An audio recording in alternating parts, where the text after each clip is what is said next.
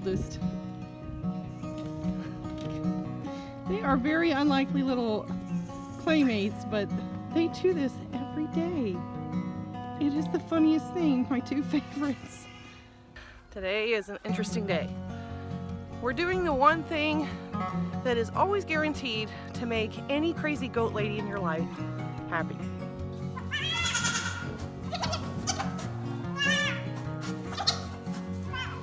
And you know it has to be a pretty good goat if I'm out doing chores at like 6 in the morning. We have a new addition coming to our barn, and I'm pretty stoked about it.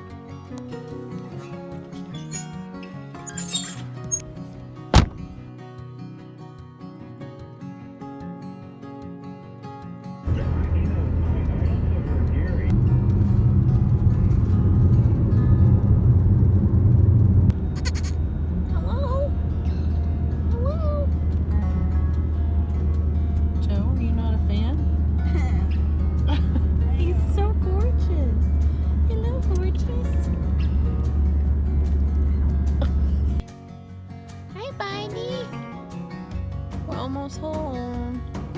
Are you tired? So after Apple tried to take us way out of the way on the way home, we are almost home. We're about an hour away. So we drove 3 hours to get this guy, and the reason we drove so far is obviously his genetics. So his dam has superior genetics designation along with his grand dam. And Joe's super grumpy because we didn't let her stay home for 6 hours by herself. You're not quite there yet, dude. You are a squirrely little fella. I think you're super squirrely.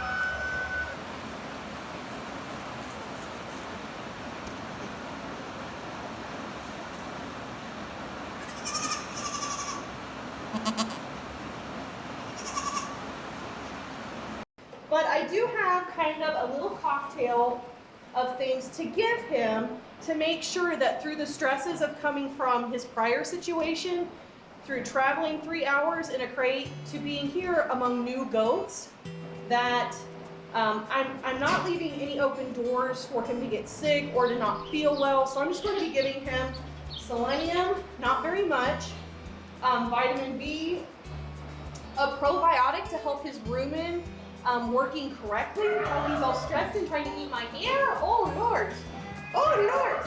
And jumpstart paste just to give him any of the other minerals. You're sweet. Any of the other vitamins or minerals that these may miss. So I've already got these preset so that it's not going to overwhelm him. It'll be just, I know. You're so sweet. Oh, I just love him. I just love him. Okay.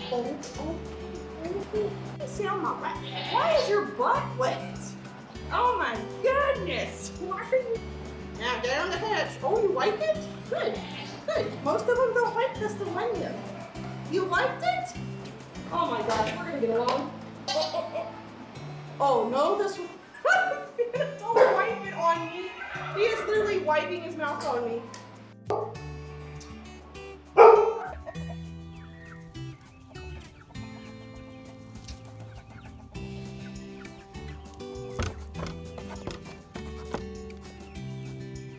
All right, lovey. So, Lovebug's officially, and we're calling him Lovebug. I don't know what his paper name is yet, partially because the ADGA is so far behind on paperwork and everything else. But Lovebug has been here for about 2 weeks, and he's fantastic. He's my little barn buddy. He loves to be with me when I'm doing chores.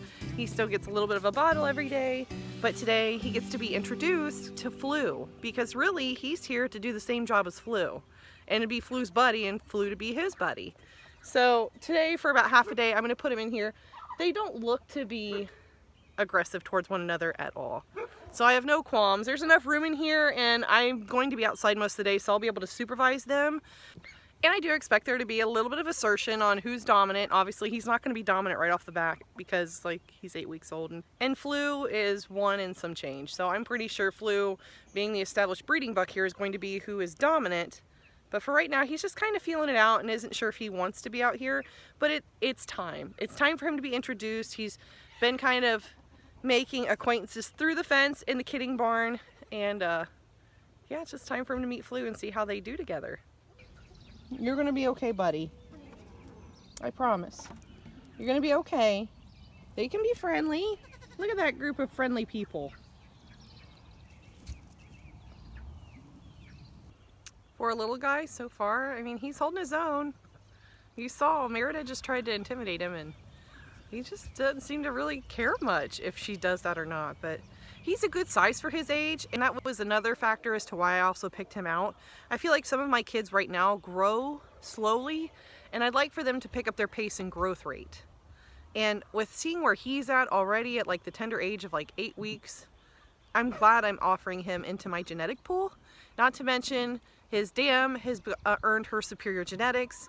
His dam's dam has been on the elite list several times, is a permanent grand champion and has her superior genetics. And I know some people do not care about what does it mean to see these numbers and things on a goat's papers. But for those of us that are breeding to better the breed as well as enhance some milking lines, because I hate to say it, but Nigerian dwarfs kind of get a bad rap because they come in so many different colors and they can be considered the pet dairy goat of the dairy goat world. So some people frown down upon them, and really like their teat size, they've been bred mostly for pets and color.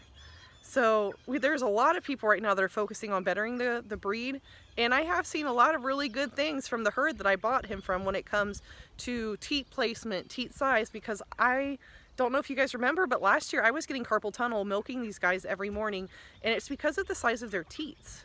So I'm really hoping that his dam, his dam's dam, and his sire's dam are going to kind of help me put together better udders on my girls for future milking, because my hands can't take it. See, he's not scared of Merida at all. He's kind of standing his ground and doing the whole ears back and flicking the tail.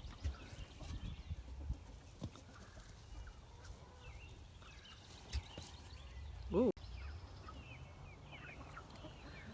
And really, it's not uncommon to see things like this when you're introducing new goats. This is the way they establish dominance. And when you've got a youngster like that that's not really backing down from threat displays, kind of like the rearing up on the legs and coming down like they're gonna butt, Coco just kind of told him like, hey, you need to take it seriously, because she made contact and he's kind of backed up. But this is the first introduction he's had with really large adult goats here that aren't from his own herd. But I think it's going really well so far.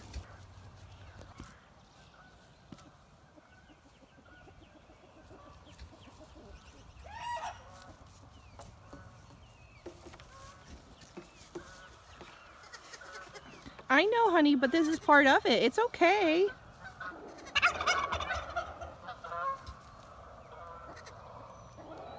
All right, I know, but it's okay. You'll get used to it.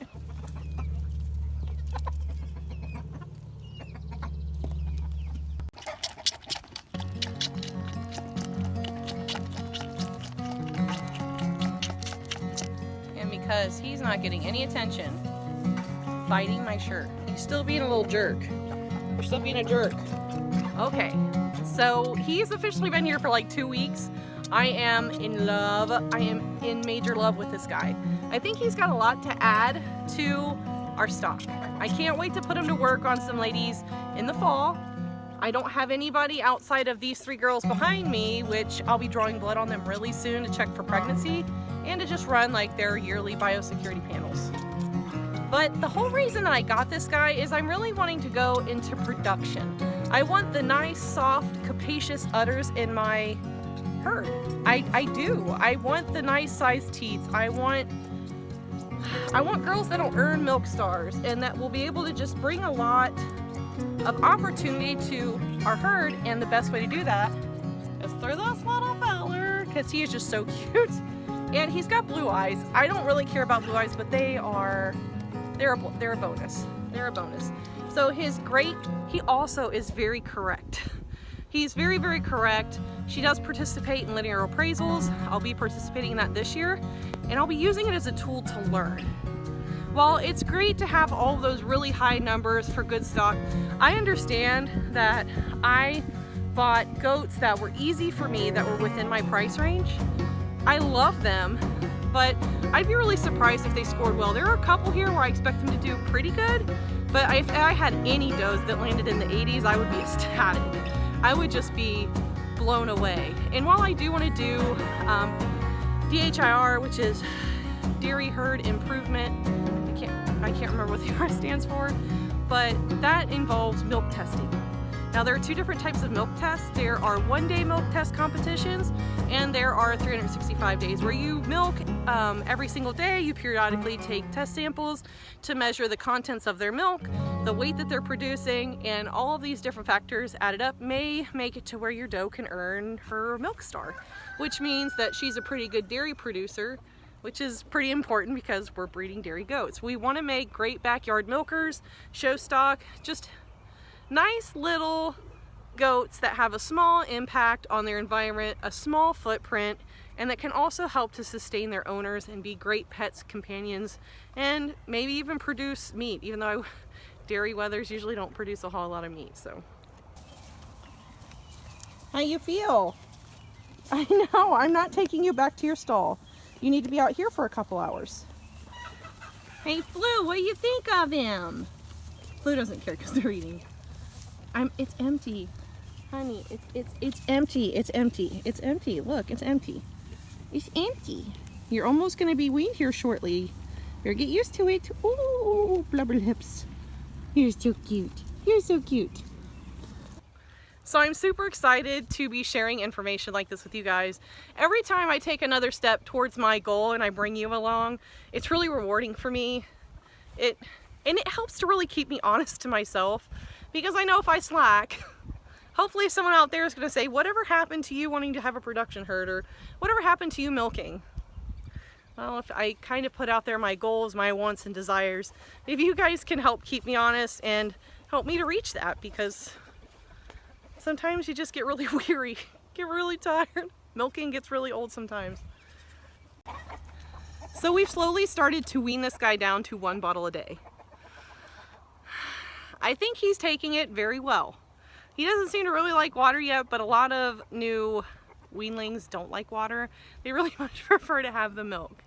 But he's taking grain, very, very low amounts of grain, with a proper calcium and phosphorus balance to avoid urinary calculi, because urinary calculi among male goats can be dangerous, if not deadly.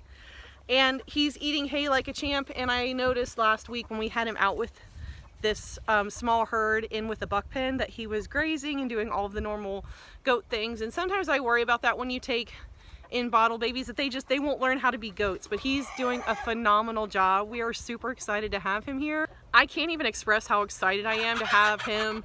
Goodness, chickens. I'm trying to talk to the good people. I'm really excited to have him work for us in the fall. I have a couple specific does that, based off of what he has to offer, his genetics, and what the doe is showing and what she has to offer, I've got some pairings that I'm really excited to see what I get out of him. But Flu has done a stellar job, even though the buck fairy just will not leave my farm. I've had so many words with him, guys, and he just keeps blessing me with goats with ornaments and a nice blue kidding season. But I do think that's going to do it. I hope that you guys will leave down in the comments what you think of our new buck. We've been calling him Love Bug. I'm still waiting to see what his papered name is, just because if his papered name is like something super cool, that I can kind of start to move him towards that. But I like Love Bug too, because he's just such a sweet guy. And I know it's just because of this, but it's nice to think he loves me when I walk into the barn. So I hope you guys enjoyed today's video. Let me know by dropping me a like, leaving me a comment, and subscribing. But if you subscribe, make sure that you ding that notification bell so that you get notified the next time we're having an adventure here on Mulberry Branch Farm. But until next time, guys, I hope that you're staying safe out there and being kind to one another. Bye, y'all.